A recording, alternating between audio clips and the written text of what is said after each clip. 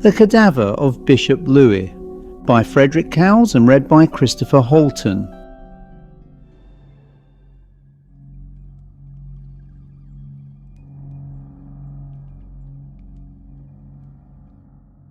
And it is from that disturbing medieval monument that Frederick Cowles draws us into another of his wonderfully antiquarian mysteries. An old church, a long-forgotten bishop, and a tomb concealing something considerably more sinister than a memorial to the dead. So let us return to the past and discover the strange history of the Cadaver of Bishop Louis by Frederick Cowles. Professor Cecil Wallace glanced idly at the letter propped up on the mantelpiece, recognized the writing as that of his cousin Canon Walter Escott, and went into the bathroom. He had been playing golf all the afternoon and had barely time to dress for hall. The letter could wait until after dinner. It was bound to be a rather boring epistle, for nothing exciting ever happened in the village of Slimpington, where the Reverend Walter was vicar. His letters were always composed of scraps of local gossip and regretful sighs for the friendly charms of Cambridge. Walter was a companionable kind of person, and found life in a small village little to his liking. One day he might become a bishop and gracefully assume the lordship, spiritual and temporal, of some sleepy cathedral city. Meanwhile, so far as the professor was concerned, dinner was the business of the moment, and the letter must wait. On that particular evening, the master was entertaining guests in hall and invited Professor Wallace to join the party in the lodge after the meal. As the company included a cabinet minister, a famous author, and a celebrated anthropologist, the professor accepted the invitation with alacrity. The time passed very pleasantly, for the master kept a good cellar, and as no ladies were present, the stories that were told came neither under the head of politics, literature, nor anthropology. In fact, to be quite candid, the immortal Rabelais would have been perfectly at home in the company of these learned dons and famous men.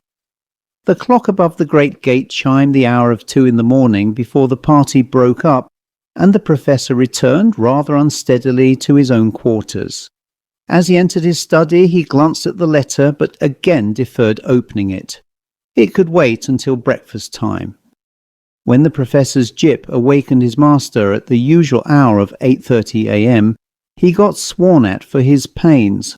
Various signs, such as trousers on the floor and shoes on the dressing table, had already prepared the servant for the fact that his erudite employer might possibly be suffering from what is vulgarly known as a thick head. He returned quietly and reappeared later with a cup of strong tea and 2 aspirin tablets. After this frugal breakfast, which he swallowed most ungraciously, the learned gentleman buried his head under the bedclothes and fell into a sound sleep from which he did not awaken until after midday.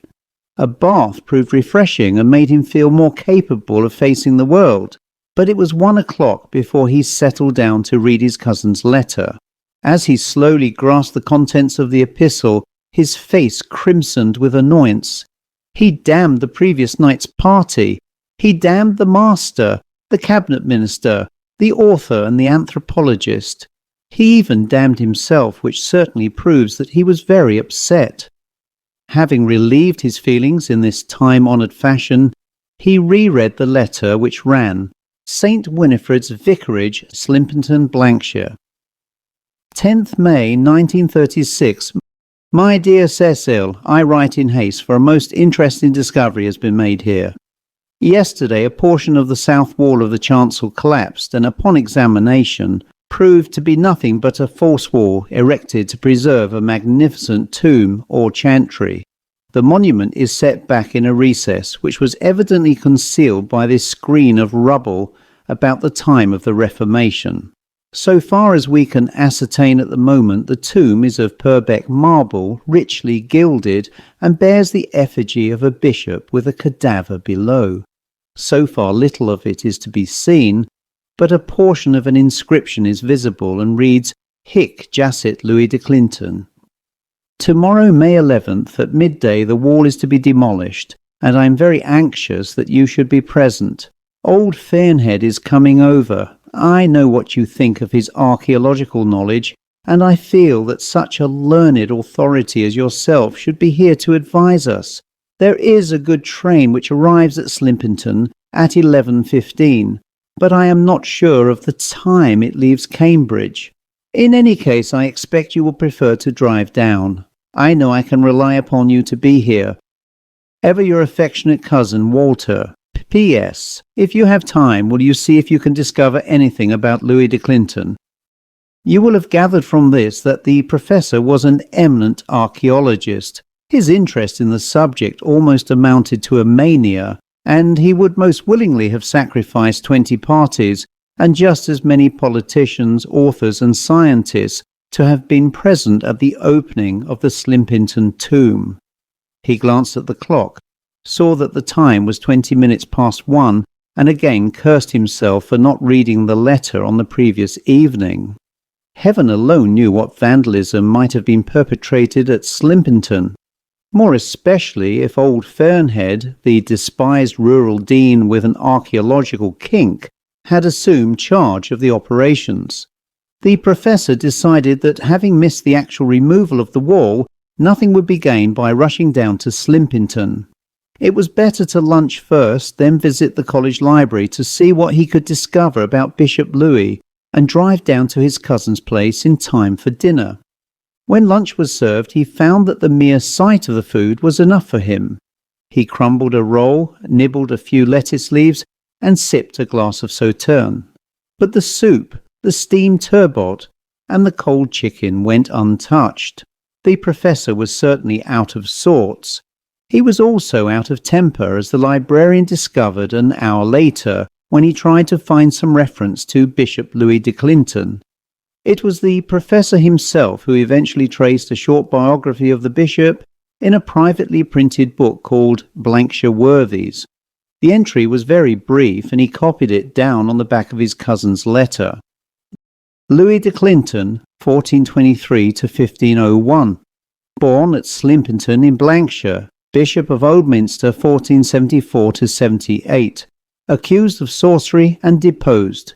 Retired to his native village. Said to have died there and been buried in the parish church, but no trace of tomb has been discovered. Ah, cried the professor. So you were a naughty boy, Louis, and lost your mitre. Shame upon you for a wicked knave. Feeling in a better humour, he left the library and made his way to the garage, where he kept his car. By 3 o'clock he was leaving Cambridge by the Trumpington Road, and within 2 hours he turned into the drive of Slimpington Vicarage. The Reverend Walter, a bright little man with no signs of austerity about his person, greeted his cousin with an injured tone in his voice. "So you've arrived," he said ungraciously. "I was very disappointed not to have you here at midday. I know practically nothing about ancient monuments, and Fairnhead had too much of his own way." "You don't mean to say that you allowed him to interfere with the tomb?" asked the professor anxiously. "Well, I could hardly prevent him. He poked about a bit to try to ascertain that the bishop's coffin was under the cadaver. He wanted to raise the slab, but I told him that couldn't be done until tomorrow. Of course it's all your fault. You should have been here."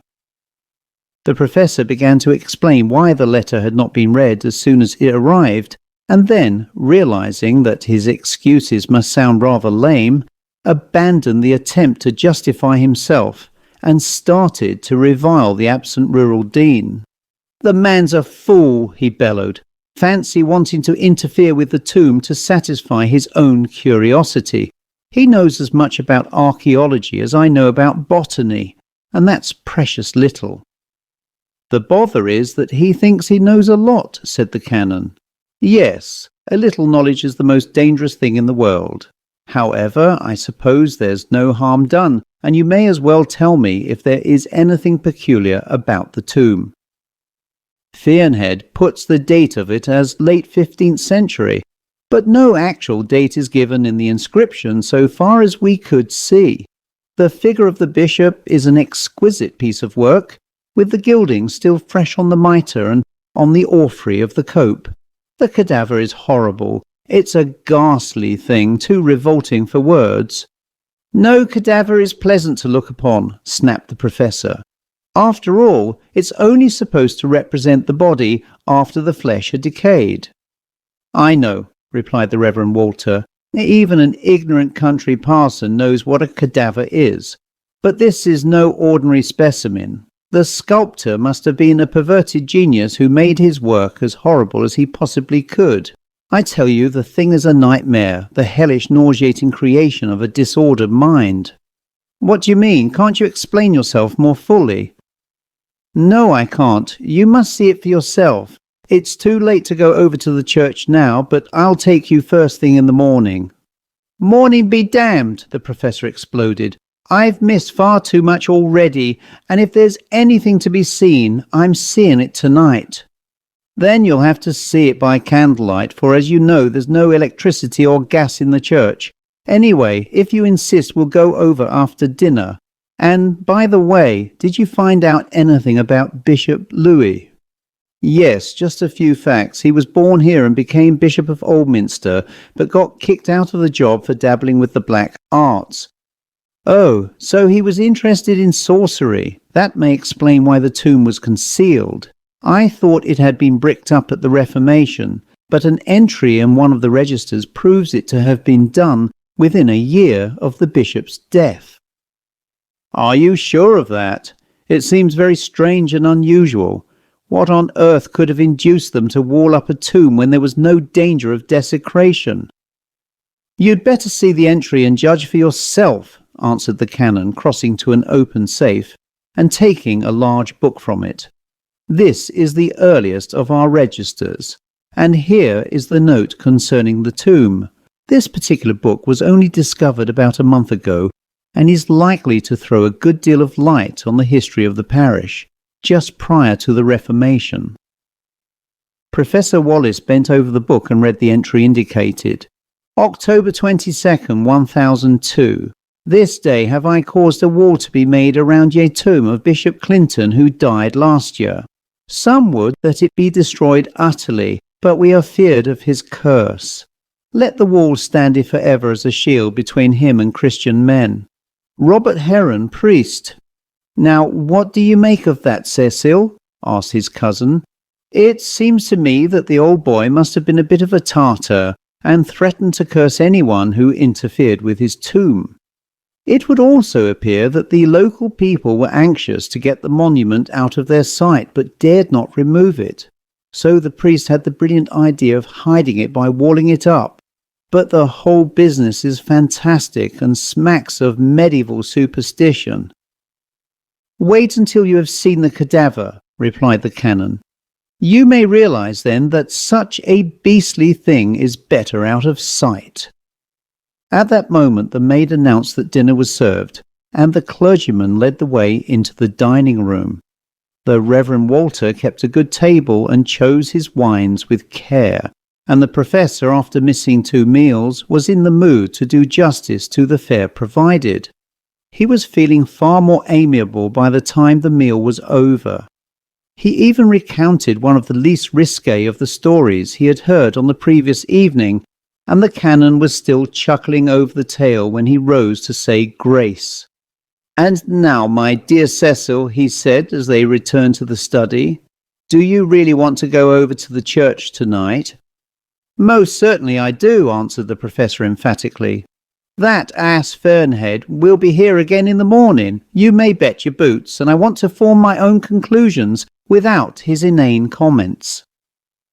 "Poor old Fernhead, he means well," said Walter Escott, as, with a sigh of resignation, he took a powerful electric torch from a drawer in the desk. The men donned their overcoats and walked silently down the drive. It was a clear, warm night, and the moon was just rising above the trees. Within 5 minutes they were standing before the door of the church, and producing a ponderous key, the vicar turned it in the lock. He then stood aside for his cousin to enter. Just as the professor pushed open the swing-draught door and stepped inside the church, a shriek of hideous laughter echoed through the building. There was no doubt about the sound. It was not a creaking door or the cry of a night bird, but just a yell of mirthless, diabolical laughter. So weird and unnerving was the noise that the two men stood frozen into immobility, and each could hear the quick pounding of the other's heart. They stood there listening, but the sound did not come again. "Whatever was it?" whispered the clergyman. "Evidently some person has got locked in the church by accident and has become hysterical," answered the professor, striving to make his voice sound matter-of-fact. To show that he was not frightened, he led the way into the nave, with his cousin bearing the lighted torch close on his heels. Slimpington Church is not a large building, and it did not take long to search it from end to end. But there was no trace of any living person other than themselves within the walls. Reluctantly, they admitted the fact and decided that the sound must have come from outside the church. The vicar proceeded to light a few candles in the choir stalls, and a large gap in a walled-up arch on the south side of the chancel was revealed. Seizing the torch from his cousin's hand, the professor strode forward eagerly. Only a portion of the wall had been removed, but enough to give a clear view of the magnificent altar tomb beyond. On the table of the monument reposed the figure of Bishop Louis, attired in full pontifical vestments, but with the mitre standing at the side instead of on his head. Wallace looked down upon the carven face and shivered involuntarily as he saw the hard, cruel mouth and the countenance lined with evil. A Latin inscription simply gave the name of the dead man and recorded the fact that he had for a time been Bishop of Oldminster. No dates were given, and the usual pious petition for the peace of his soul was omitted.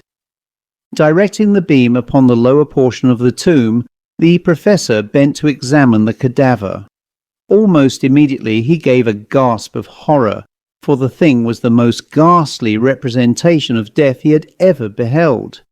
A cadaver is usually just a skeleton swathed in the wrappings of the grave. This was more. With uncanny skill, the sculptor had shown portions of decaying flesh still clinging to the bones, worms wriggling in and out of the eye sockets and the grinning mouth, and tousled locks dangling from the head. But most horrible of all were the hands. Both had sharp pointed nails, and the right was covered with a thick growth of long coarse hairs. Between them was something which the professor at first took to be the usual representation of the naked soul. On closer inspection this proved to be a circular stone bearing a short inscription. The thrill of discovery overcoming the sensations of disgust aroused by the awful cadaver, the archaeologist lay flat on his stomach to examine the stone more closely. He touched it and prodded it, and then gave a cry of triumph. The thing was a small stone box and held quite loosely in the carved hands. Quivering with excitement, Wallace removed it and sprang to his feet. "What is it, Cecil?" inquired his cousin. "I don't know," answered the professor. "I have never seen anything like it before, and there are some words inscribed on it."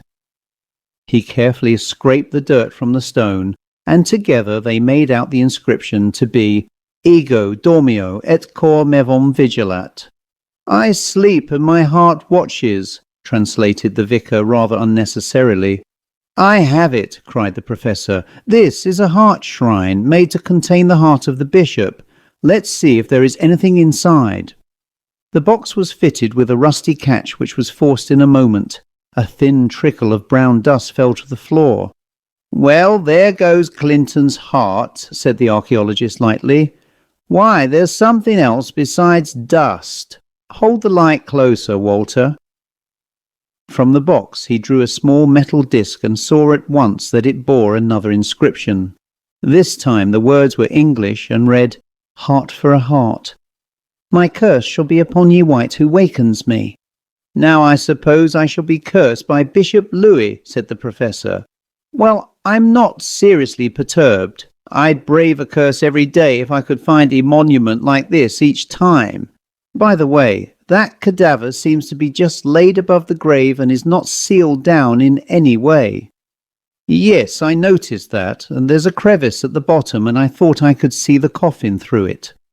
Slipping the stone box into his pocket, the professor knelt down and peered through the crack at the foot of the cadaver. Can't see anything, he said, but there's a rat or something in the tomb. I can hear it moving about. Is there anything we can use to raise the cadaver a few inches? There's a crowbar here, answered the Reverend Walter. The workmen were using it this morning. Together they inserted the implement into the crevice and pressed upon it. The slab moved easily, and the professor was looking round for something to use as a prop, when the clergyman suddenly screamed and let go of the bar. "What on earth's the matter?" inquired his cousin petulantly. The hand, cried the canon. "Didn't you see the hand all covered with hair? It came up from the coffin." "Nonsense, utter nonsense," scoffed the professor. "I told you there was a rat in the tomb. It must have been that you saw. This job seems to be getting on your nerves. Perhaps we'd better return to the vicarage and leave further examination over until the morning." The vicar readily agreed, and after extinguishing the candles they made for the door. About halfway down the aisle the professor turned and flashed the beam of the torch towards the altar. "Strange," he muttered, "but I was certain I heard footsteps following us. Have you an echo in this church?" "Not that I know of, but I also thought I heard footsteps. Let's get out of the place before we imagine anything else." The door was unlocked and the cousins were passing through it when, from quite close at hand, again came the weird sound of hideous laughter. "God help us!" whispered the canon, and as he said those words something brushed past them and went out into the night. Later, two badly frightened men stumbled into the vicarage and gulped down strong doses of brandy and soda. "Of course," he proclaimed the professor, "it was all a matter of nerves. The cadaver had affected you earlier in the day, and you were afraid of it. You transmitted your fear to me, and together we were in a state to imagine anything. But what a colossal find, Walter! There cannot be another tomb like it in England, and the Hart Shrine is unique. And yet I can't help wishing that the monument wasn't in my church," sighed the vicar. "Cheer up, man, cheer up. This is one of the most remarkable discoveries of the century. I'm so glad I got down in time to prevent that fellow Fernhead from doing any damage." He chuckled, thinking of the article he would write for the Archaeological Journal, and tenderly fingered the stone box in his pocket. It was after midnight when the cousins retired to bed. The professor's room was at the front of the house, and from the window he could see the church in the distance, with its roof gleaming in the moonlight. It was a peaceful scene, and he stood there for some time enjoying the scents of lilac and syringa which rose from the dew-drenched garden. Just as he was turning away, he noticed something hopping up the drive. It wasn't large enough for a cat, nor was it a rabbit, but it was some kind of animal because it was covered with hair. Perhaps a hedgehog, but did hedgehogs hop? The professor didn't know, and he didn't care. With one last glance at the moonlit scene, he left the window and commenced to undress. Taking the stone box from his pocket, he placed it carefully on the dressing table. Within a few minutes he was in bed and settling down to sleep. But sleep wouldn't come. He tossed and turned, altered the position of the pillows, and threw the eiderdown to the floor. But when 1 o'clock was striking, he was still wide awake. It was then the weather changed. A dark cloud obscured the moon, rain lashed the window panes, and a fierce wind began to howl. "Most unnatural for this time of the year," grumbled the professor aloud. "Most unnatural. Good God, what's that?" Something had fallen or jumped onto his bed. It was too dark to see anything, but he knew it was alive, for it moved. Surely there were no rats in the vicarage, but perhaps it was a cat sheltering from the storm. Summoning up his courage, he put his hand out and felt the thing. At first he thought it was a kitten with a remarkably coarse coat, for his fingers encountered rough hairs, and then he knew it wasn't a kitten. It was a large, hairy hand with long, pointed nails.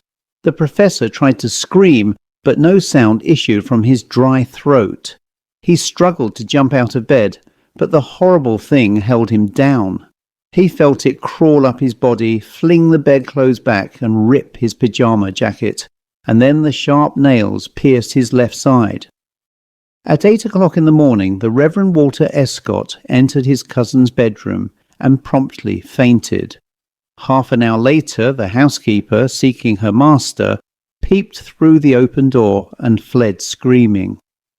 A gardener was sent to summon the local policeman, and together they managed to carry the canon down to his study, where he eventually recovered consciousness.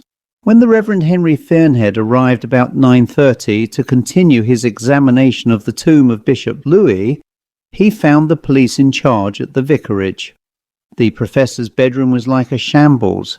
The floor was bespattered with blood. There was blood on the furniture and on the window-sill, and on the blood-soaked bed was the body of Professor Cecil Wallace, with the left breast ripped open.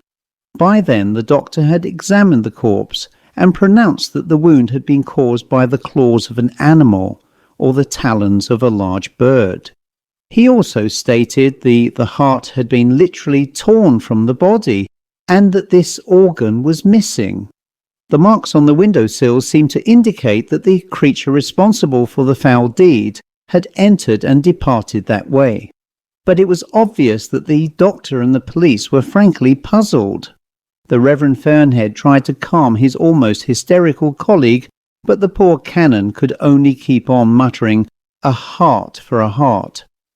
It was afternoon before he recovered sufficiently to explain this cryptic utterance, and then the two clergymen decided that a visit to the church must be made without delay. The tomb of Bishop Louis, with its golden decoration, gleamed in the sunlight which poured through the stained glass windows. Trembling with fear, the canon knelt to inspect the cadaver, and, with a gasp of horror, saw that the small stone box was back in the skeleton's hands. With desperate courage, he slipped the thing from the fleshless fingers. "Open it, I can't," he said, handing the box to the rural dean. With a shudder, Fearnhead raised the lid of the case. Inside, all bloody and horrible, was a human heart. If you visit Slimpington Church, you will not see the tomb of Bishop Louis de Clinton. After consulting the diocesan authorities, the canon had the wall rebuilt to hide the evil monument, and upon its face there is now a plain memorial tablet to Professor Cecil Wallace. Walter Escott is now the Bishop of Dissington. In his library is a copy of an extremely rare book printed in 1504 and entitled Life of Yeararch Sinner Louis de Clinton Quondam, Bishop of Oldminster. Those who are fortunate enough to be permitted to examine this treasure, a privilege the bishop grants reluctantly, notice that the 4th and 5th lines down on page 3 are heavily underlined. They read, "This wicked man was marked in birth with a preposterous sign of evil. His right hand was covered with long hair of a peculiar coarseness, and so it remained until his death." The end. This is Cowles very much in his antiquarian mode, and I think it is one of the stories in which the influence of M.R. James can most readily be felt. We have the scholarly investigation, the medieval church, an ancient monument, and most importantly the dangerous assumption that something which has remained undisturbed for centuries may safely be examined or removed. The monument itself is a wonderfully macabre creation. Above lies Bishop Louis in the dignity of his episcopal office, while beneath him is that hideous representation of the cadaver, the physical corruption awaiting even the most powerful of men. Yet Cowles gradually suggests that this particular representation may contain rather more truth than its sculptor intended. And then there is the little heart shrine. At first it seems merely another piece of medieval funerary symbolism, but its removal crosses that familiar boundary we encounter so often in the best antiquarian ghost stories. Curiosity becomes interference, and interference has consequences. What I particularly enjoy is that Cowles does not need a conventional haunted house or wandering spectre. The horror has been there all along, lying quietly within the church, preserved in stone and memory, until someone disturbs it. Perhaps that is why these old ecclesiastical tales remain so effective. Churches and monuments are intended to preserve the past, but sometimes preservation may mean that other things survive as well. And Bishop Louis, it seems, was not quite prepared to surrender what belonged to him. I hope you enjoyed this rather gruesome excursion into Frederick Cowles's supernatural world. Do let me know what you thought of it in the comments, and whether you would like me to continue exploring the lesser-known stories of this great writer. Until our next story, thank you for listening to Haunted Tales of Darkness.